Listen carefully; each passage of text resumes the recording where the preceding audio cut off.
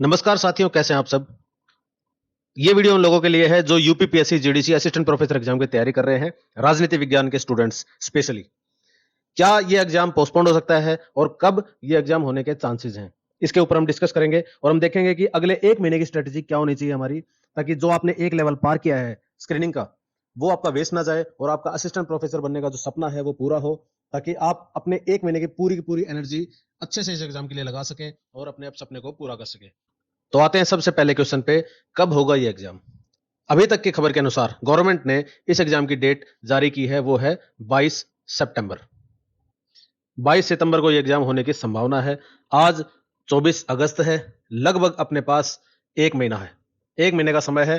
क्या ये exam postpone होने के चांसेस हैं? जी नहीं, फिलहाल ये एग्जाम पोस्टपोन होने के कोई चांसेस नहीं बन रहे हैं, क्योंकि जिस गति से आयोग ये काम कर रहा है, सारे फॉर्म्स भरवाए जा रहे हैं सेकंड स्टेज के, उससे ये पता चल रहा है कि ये एग्जाम तय समय पे ही होगा, क्योंकि बहुत से ऐसे सब्जेक्ट्स हैं जिनका रिजल्ट भी नहीं आया, लेकिन मेंस के एग्जाम के फॉर्म्स भरवाए जा रहे हैं जिनका रिजल्ट आ चुका है उन सब्जेक्ट्स के।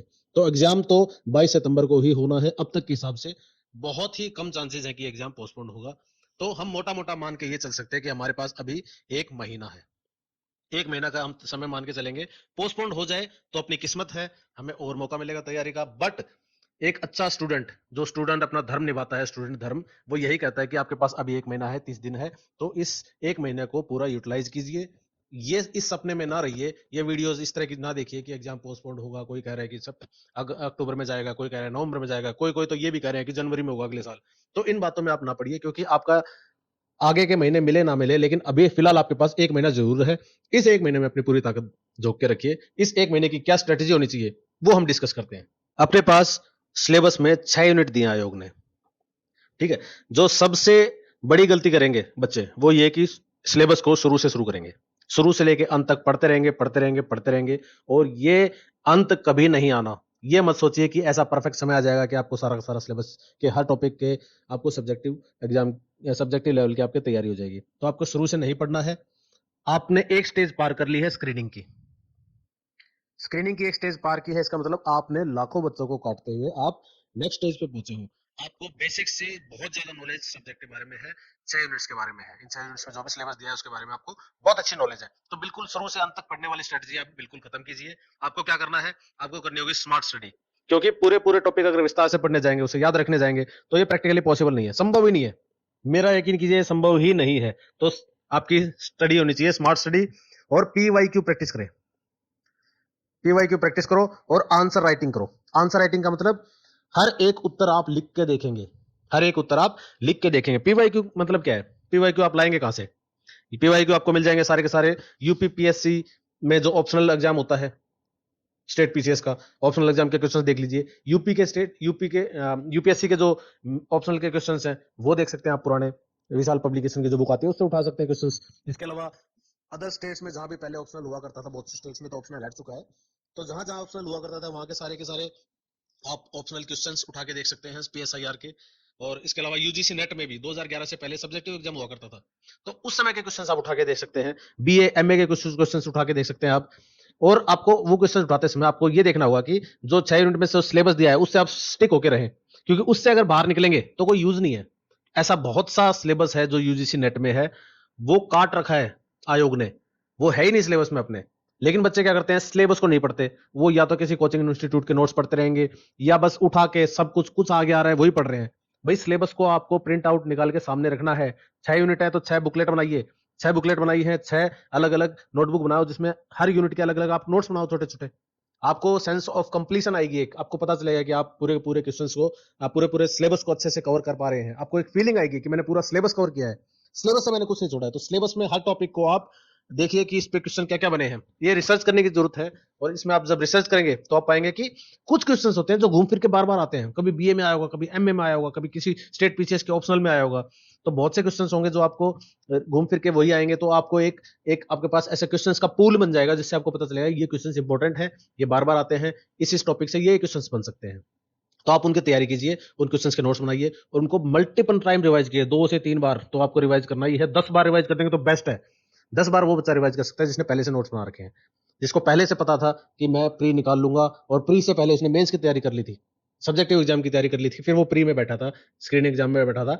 तो ऐसे बच्चे भी मिलेंगे, जिन्होंने सब कुछ तैयार कर रखा है, आपसे आगे होंगे वो, मान लिया, और हो सकता है उनमें से आप भी हो, तो उनका काम क्या होगा भाई, जो उसने को नोट्स बना रखे हैं उनको पढ़ता जाए, 10 बार रिवाइज करो, रोज 8-10 क्वेश्चंस लिखो। लेकिन ऐसे बच्चे जिन्होंने नहीं अब तक कोई पीवाई की प्रैक्टिस किया है, उनको आइडिया ही नहीं है कौन से क्वेश्चंस रिपीट होते हैं, कौन से नहीं आते हैं, कौन से इंपॉर्टेंट क्वेश्चंस हैं, उन्होंने आंसर राइटिंग कभी की ही नहीं है, उनके लिए क्या स्ट्रेटेजी होगी? उनके लिए स्ट्रेटेजी होगी कुछ अच्छे अच्छे टॉपिक्स उठाओ जो आपको लग रहा है कि इंपॉर्टेंट हो सकता है, क्योंकि आपने भी कहीं ना कहीं पढ़ाई की है, स्क्रीनिंग एग्जाम में भी आपको पता चल जाता है कि यहाँ यहाँ से क्वेश्चंस बन सकते हैं।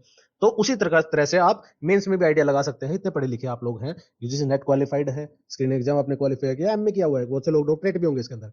तो इतने आप पढ़े लिखे हो, आपको पता चल जाएगा कौन कौन से क्वेश्चंस इंपॉर्टेंट हो सकता है, कौन कौन से टॉपिक इंपॉर्टेंट है। तो अच्छा से इंट्रोडक्शन तैयार कीजिए, उस टॉपिक के ऊपर कोई कंसेप्ट है तो वो तैयार कीजिए, किसी दिन करने है ना, राजनीतिक विचारक ने कोई थॉट दिया है, कोई लाइन है उसकी वो याद रखिए, कोई किसी की किताब थी उस किताब का नाम याद रखिए, वो किस साल में लिखी थी वो भी आपको मेंशन करना है, उसके क्या क्या मेन आर्गुमेंट थे, है ना, कोई उसने क्रिटिकल एनालिसिस दिया है क्या, वो देख लीजिए। और कोई कंटेम्प्रेरी एग्जांपल जो आजकल के समकालीन एग्जांपल उदाहरण कोई आपको मिलते हैं उस टॉपिक से रिलेटेड, तो वो भी आप डालने की कोशिश कीजिए। तो इस तरह से आप एक लास्ट में कंक्लूजन लिखेंगे तो एक संपूर्ण उत्तर आप लिख पाएंगे, एक अच्छा उत्तर लिखना है। यहाँ पे आपको ये घबराने की जरूरत नहीं है कि आपका उत्तर बेस्ट हो, बेस्ट उत्तर किसी का बन ही नहीं सकता।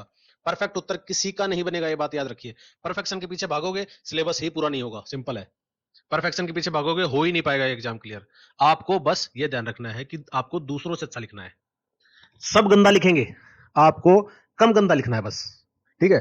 10 नंबर का क्वेश्चन आएगा तो 5 नंबर 6 नंबर से ऊपर किसी को नहीं मिलने वाले। आपका टारगेट क्या होना चाहिए कि मेरे को 4 नंबर 5 नंबर 4 नंबर 5 नंबर हर क्वेश्चन में मिल जाए। इतना हो गया तो आपका आराम से एग्जाम निकल जाएगा। बिल्कुल आप ये मत सोचिए 8 नंबर ले लूंगा मैं, 9 नंबर ले लूंगा, नहीं होगा, वो होगा ही नहीं, परफेक्शन हो ही नहीं सकता। आप खुद किसी भी असिस्टेंट प्रोफेसर का किसी प्रोफेसर को बोल दो आप आंसर लिखने के लिए, उसके उसके आंसर में भी कुछ ना कुछ सुधार किया जा सकता है। तो परफेक्ट तो कोई लिख ही नहीं सकता, परफेक्ट तो एआई भी नहीं ले सकता। एआई को भी बोलोगे ना और अगले दिन बोलोगे तो और परफेक्ट लिखो, उसको और परफेक्ट कर देगा वो, उसी को अगली कमांड दो और अच्छा लिखो, वो और अच्छा लिख देगा। तो परफेक्ट कुछ नहीं हो सकता, ठीक है। तो आप रोज 10 12 15 क्वेश्चन आप लिखोगे ना तो आपकी रिकॉल करने की पावर बढ़ेगी। हम क्या कहे, हम पढ़ते रहते हैं, हम याद करते रहते हैं, दिमाग के अंदर ठूसते रहते हैं। तो एक्सरसाइज हमारी जो होती है वो दिमाग के अंदर ठूसने की ही होती है। दिमाग से निकालने की एक्सरसाइज भी कीजिए।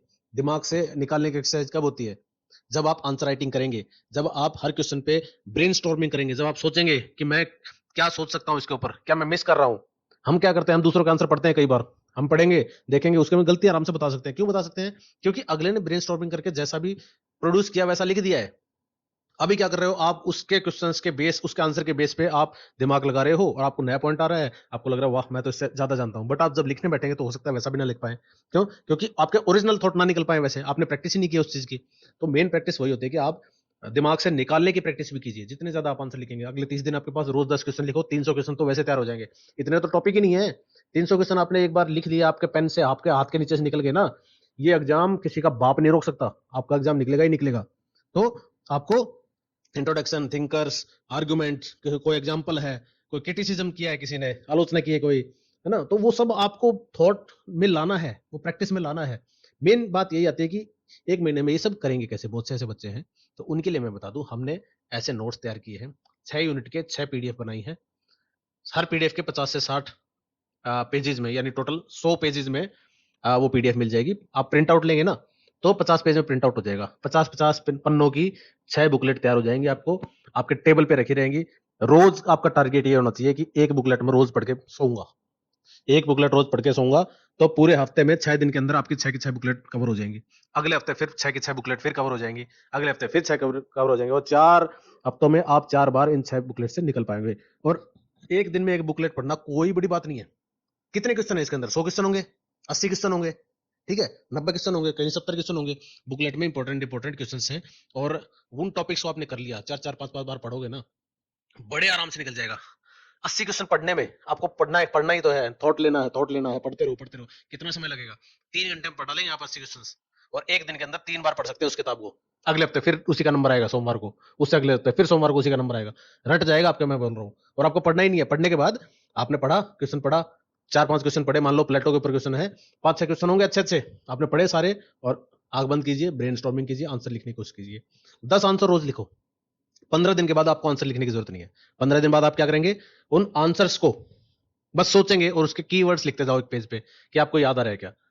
जब आपने आंसर लिख लिया, सेटिस्फाइड हो गए, जितना सोचना था आपने सोच लिया। इसके बाद क्या करेंगे आप सीधे जाएंगे, वो बुकलेट खोलेंगे, देखेंगे क्या ऐसा पॉइंट है जो आपके दिमाग में नहीं आ पाया था, और जब वो आप पॉइंट देखेंगे वो दिमाग में आपके फिक्स हो जाएगा फिर कि भाई ये तो पॉइंट मैं भूल गया था, तो ये पॉइंट मैं याद रखूंगा, वो पॉइंट आपके याद रहेगा। ऐसे ऐसे आप प्रैक्टिस करते जाएंगे तो 1 महीने में आपका पूरा सिलेबस कवर हो जाएगा। आपका 1 महीने में आपका लक्ष्य यह नहीं होना चाहिए कि मैंने सिलेबस की हर एक लाइन पढ़ ली, आपका लक्ष्य होना चाहिए मैंने सिलेबस के महत्वपूर्ण टॉपिक्स के पीवाईक्यू के माध्यम से तैयार कर लिए सारे, ठीक है। प्रश्न उत्तर फॉर्मेट में तैयार करने जरूरी है, और उन टॉपिक्स पे किसी तरह से प्रश्न आ जाए 250 350 वर्ड में मैं लिख लूंगा, ठीक है। छोटे क्वेश्चन आएंगे तो 150 वर्ड में, भाई 150 200 वर्ड कोई बड़ी चीज नहीं है। आपको मैं कंटेंट दे रहा हूँ ना 250 350 वर्ड्स में दे रहा हूँ, उसको 150 वर्ड में आराम से लिख पाएंगे। अगर 5 पॉइंट दे रहा हूँ वहां 3 लिखने हैं, इतना भड़क ही नहीं लेनी, दूसरों से अच्छा लिखना है बस। मैं बोल रहा हूँ मेरे मेरे चैनल का रीच देख लो आप, थोड़े से बच्चों के पास जा रही है वीडियोस, इनमें से कुछ बच्चों के पास वो कंटेंट जाएगा, उन्हीं का कंपटीशन है सारा, सिंपल। कोई बहुत बड़ा इंस्टीट्यूट नहीं है हमारा जो हर बच्चा ये नोट्स पढ़ रहा होगा, और मैंने लगभग सब इंस्टीट्यूट्स के नोट्स देख लिए हैं, कोई नहीं बना रहा है, कोई नहीं बना रहा है। बहुत एफर्ट लगते हैं नोट्स बनाने में, किसी एक पर्टिकुलर एग्जाम के लिए नोट्स बनाने में बहुत एफर्ट लगते हैं। हमने हरियाणा के लिए बनाए थे पहले 10 यूनिट्स के नोट्स, अब यूपी के लिए डिमांड आने लगी, बच्चे बोले इनके लिए बनाओ, तो इनके इनके सिलेबस के हिसाब से अरेंज किए सारे नोट्स को। कुछ ऐसे टॉपिक्स हैं जो इसमें है हरियाणा में नहीं है, वो हमने ऐड किए, कुछ ऐसे टॉपिक्स हैं जो यहाँ पे नहीं होने चाहिए, वो हमने डिलीट किए। तो कल मिला के पूरे पूरे स्क्रूटनाइज करके पूरे सिलेबस को एक अच्छे से सारे नोट्स बनाए हैं और अपडेटेड है। खासकर आईआर वाले नोट्स सारे अपडेट किए हमने, ऑपरेशन सिंदूर से लेके ये इंडिया रशिया और यूक्रेन वॉर, ये सारा लगा दिया हमने इसके अंदर। तो इसमें आपके कंटेंट की कोई कमी नहीं रहेगी, आपको यहाँ वहां सर्च करने की, यहाँ वहां भागने की कोई जरूरत नहीं है। आप आंसर राइटिंग प्रैक्टिस कीजिए, बहुत मजा आएगा आपको। अपने दोस्तों को आंसर राइटिंग लिख के दिखाइए, और क्या कर सकते हैं, और आप आंसर लिखो, चैट जीपीटी या कहीं डाल दो, वो एनालिसिस करके दे देंगे। या किसी इंस्टीट्यूट का आपने ज्वाइन कर रखा है वो तो बेस्ट है, किसी इंस्टीट्यूट का आपने आंसर राइटिंग ज्वाइन कर रखा है ना, तो वो बेस्ट इसलिए है क्योंकि अगर हम पैसा पे कर देते हैं ना कहीं, तो हमारा मन करता है लिखने का, हमें गिल्ट फील होता है कि यार मैंने तो वहाँ पे 4,000 या 5,000 रुपए जमा कर दिए और मैं आंसर नहीं लिख रहा हूँ, मुझे गिल्ट फील होगा। लेकिन फ्री में आप कर रहे होंगे ना, तो आपको गिल्ट ही नहीं आएगी, आपको लगेगा कुछ नुकसान नहीं हो रहा आपका, लेकिन असल में नुकसान हो रहा होता है।